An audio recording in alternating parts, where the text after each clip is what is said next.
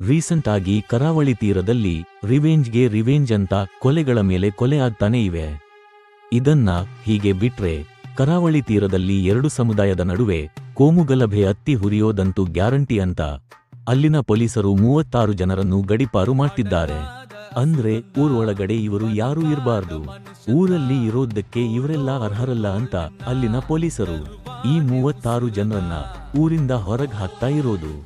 ಆದ್ರೆ ಶಾಕಿಂಗ್ ಏನ್ ಗೊತ್ತಾ, ಗಡೀಪಾರು ಮಾಡ್ಬೇಕು ಅಂತ ಲೀಸ್ಟ್ ಅಲ್ಲಿ 36 ಜನರ ಹೆಸರು ಏನಿದೆಯೋ ಅದರಲ್ಲಿ ಮಹೇಶ್ ಶೆಟ್ಟಿ ಅವರ ಹೆಸರನ್ನ ಕೂಡ ಸೇರಿಸಿದ್ದಾರೆ.